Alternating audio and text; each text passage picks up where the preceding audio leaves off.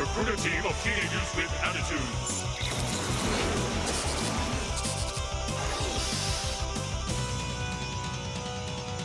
Power Rangers is a one-of-a-kind marvel, a franchise that over 28 seasons has had 23 individual incarnations, with each incarnation based off a Japanese show known as Super Sentai, all following different groups of teenagers with attitude that are gifted the power of the Morphers, changing them into the Power Rangers, a group of super soldiers tasked to ward off evil. It is nutty, it is insane, and it has captured the imaginations of children for nearly 30 years now. So it's surprising that up until 2017, there were only 2 theatrical Power Rangers movies covering the Mighty Morphin and Turbo series. However, in May 2014, it was announced that a reboot was in the works, and it was going to be a fun but also more grounded version of the Power Rangers. After an excellent fan film that was unrelated to the project premiered on YouTube in February of 2015, the Power Rangers nostalgia and hype was in full swing, and whilst the stills released were concerning to many, myself included, there was this optimism that the old school fans latched onto. This movie was set to begin a 5-film franchise, but after mixed reviews and it barely making its money back at the box office, all them plans were unfortunately scrapped, and those of us that loved the movie were left to mourn that we would never see this cast of Rangers together again.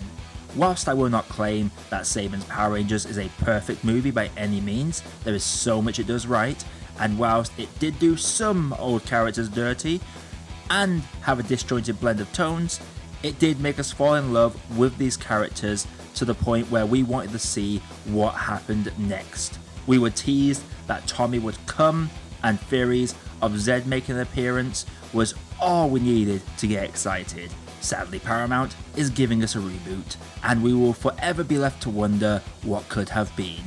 So buckle up everyone, class is now in session, as I am about to try and convince you that 2017's Power Rangers is an underrated gem.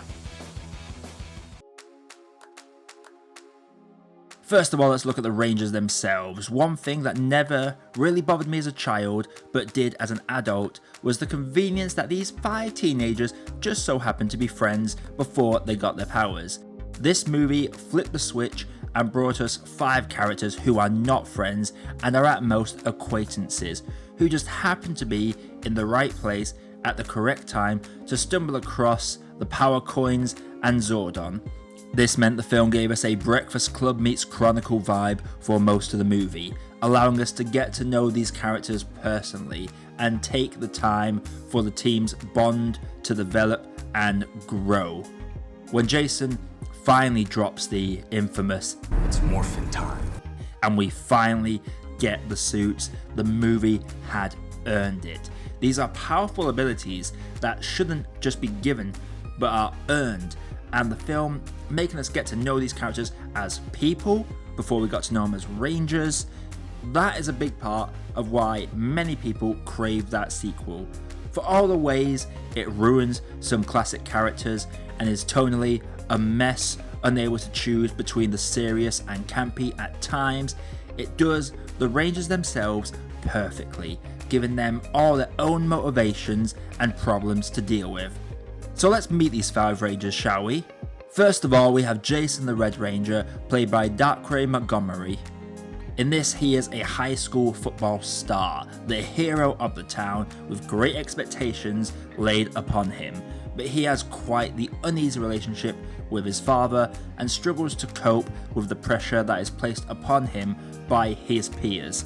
He is the Andrew Clark of this team, and against his wishes, he is forced to take up that leadership role that has been within him all along. He forms a strong bond with Billy and is the hot-tempered glue that keeps his team going when tensions are running high. Then we have Kimberly, the Pink Ranger, played by Naomi Scott, our Claire Standish of the group. She is someone who is just coming to terms with what a horrible person they are, after it is heavily implied that she shared her friend's personal pictures with someone else. There are several moments where she will play up that she knows everyone and is liked by everyone, only to get pulled back down to earth in a prompt fashion. Her arc is shedding the popular cheerleader's skin and discovering the meaning of friendship and putting herself at risk for others around her, not thinking of herself. I will be honest, I sympathise with her the least during this rewatch, but sadly I know this sort of stuff does happen, and for some people out there, this would have hit a bit close to home for many individuals. Billy the Blue Ranger, played by RJ Kyler, is easily the best character in this and our Brian Johnson of the group. He is a hero who is on the spectrum and wears his heart on his sleeve.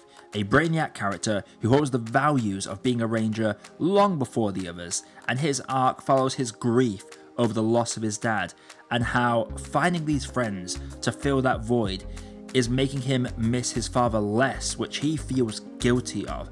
He has some of the funniest one-liners within this film, and whilst Jason is the hot glue that holds the team together, Billy is the thread that keeps them from separating.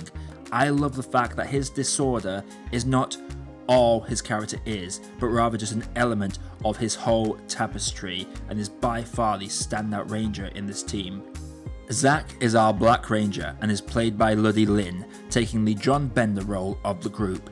He is the Mr. Cool of the group and skips school a lot, is the most impulsive wild card, but like his Breakfast Club counterpart, it is all an enhanced act, as the real reason he skips school is so that he can keep an eye on his sick mother who he adores, and his tough persona is there to shield the fact that he is constantly in fear of losing her, and he is arguably the one that pushes them across the line between 5 strangers to a team, when he has them set up camp for the evening and gets the ball rolling on the team's confessions. He is a fun character that tries to live free, but I love the layers that this film manages to give this character that could have been really one note.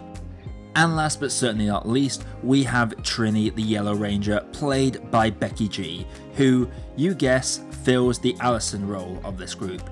She is quiet and introverted, is the most reluctant of the group to chase the meaning of the coins at first, and prefers to stay in the background for most of the film. She has an overbearing family who try to pressurize her into opening up, and are also implied to be a very traditional family, which grows in importance when it comes out that she is queer. It is never explicitly said, but it didn't need to be, and allegedly, according to many outlets, she is the first ever on-screen queer superhero, which I think is quite a nice thing that is forgotten about this film.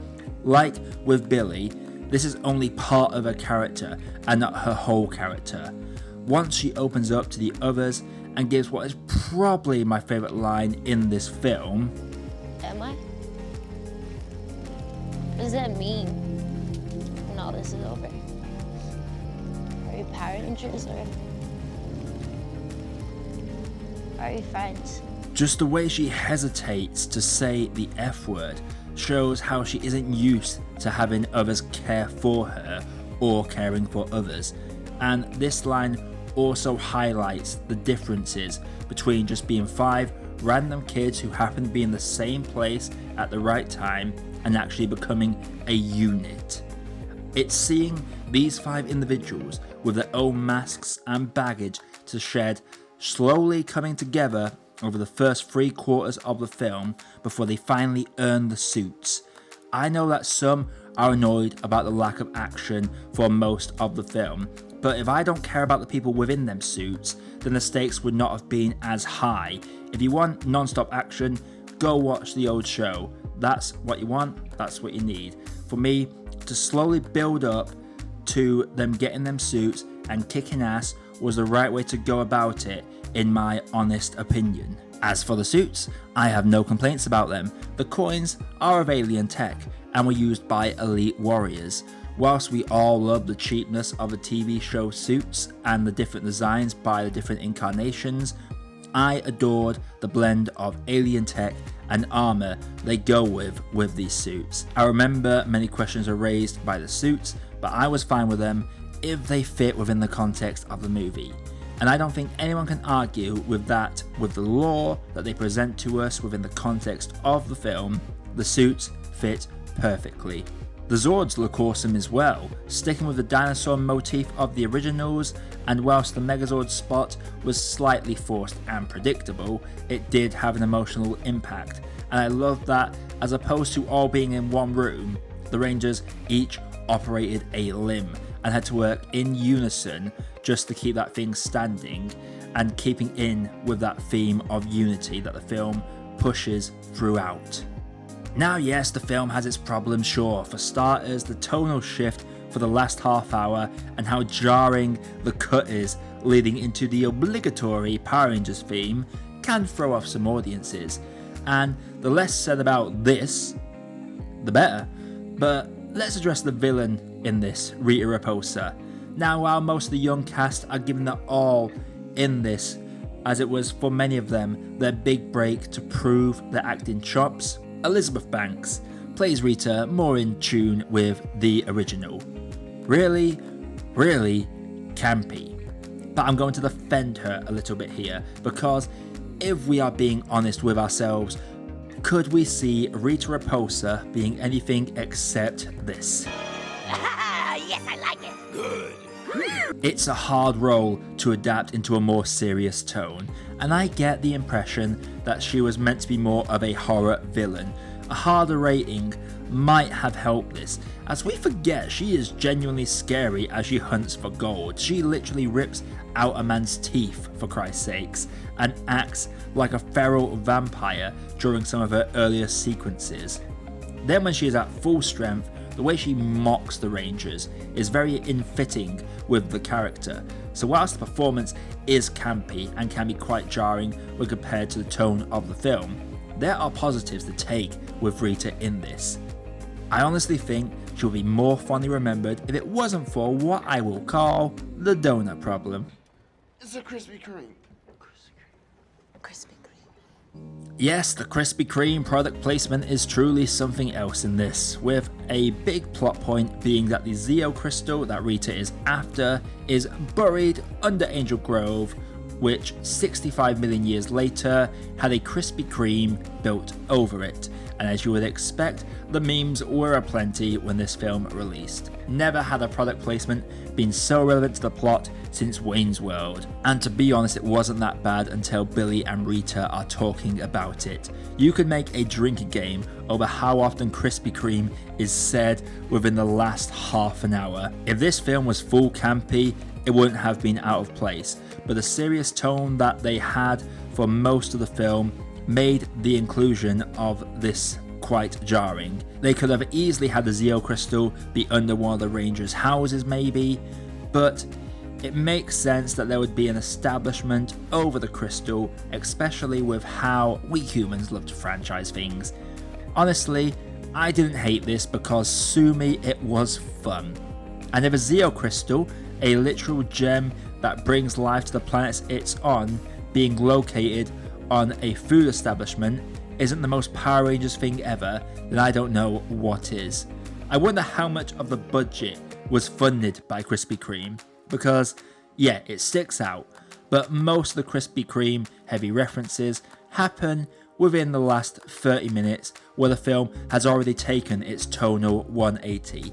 I can forgive it because everything leading up to that last half an hour is very well played and earns the film its right to go nuts for that final act.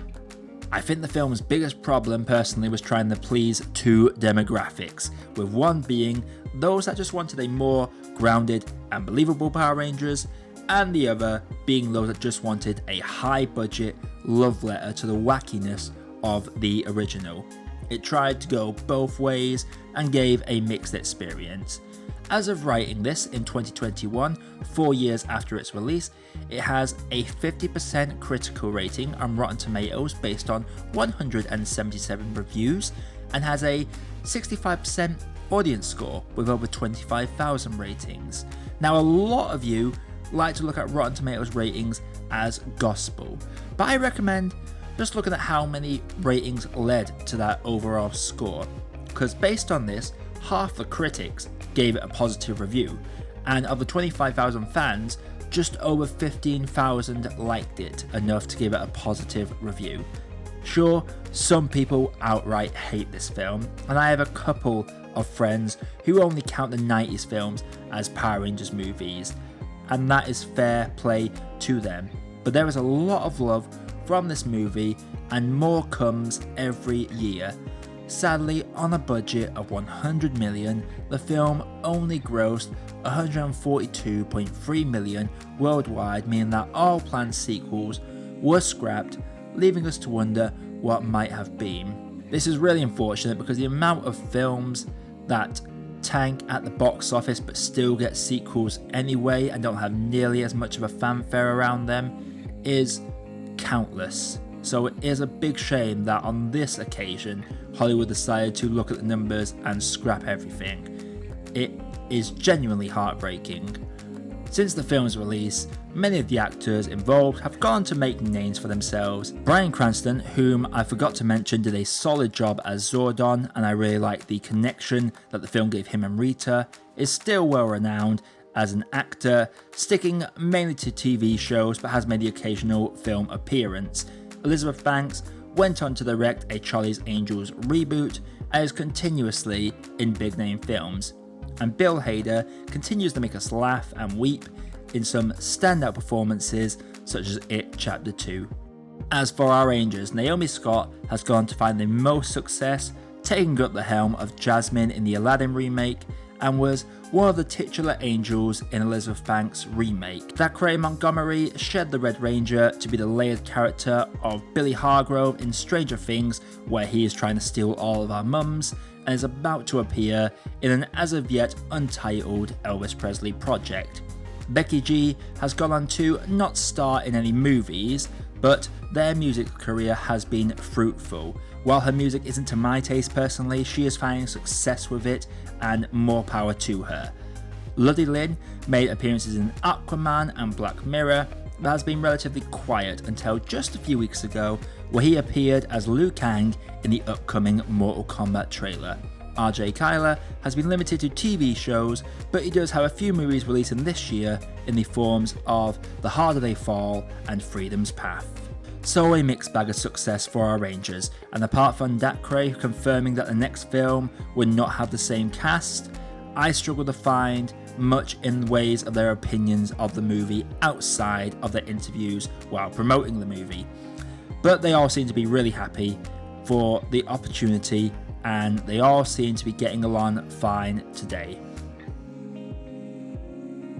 To summarise, yes, Power Rangers 2017 had its problems, but I feel the way they handled each Ranger as an individual with their own problems and story, and slowly brought them together as both a team and as friends, it is by far what the film needed to do the most, and the way they executed it more than makes up for the shortcomings that the film has. We can dream of a sequel and we can fanfic scenarios, but we will sadly never see this team together again. But if you are thirsty for some more Power Rangers stuff, there is a Kickstarter film called Legend of the White Dragon, featuring some classic Rangers reprising their roles, including Tommy himself, Jason David Frank. It is currently in production, so do keep an eye out for that movie. If you enjoyed this video, drop a like and subscribe, and let me know if you would like to see me do more video essays like this. It's refreshing to step away from reviews and really dive into these films that I adore. What were your thoughts though of the 2017 Power Rangers reboot? Would you have liked to have seen a sequel? Do feel free to let me know. No matter if you liked it or hated it though, I think we can all agree that we smiled when this pair made a small cameo. Leaving you with that, have a nice day everybody.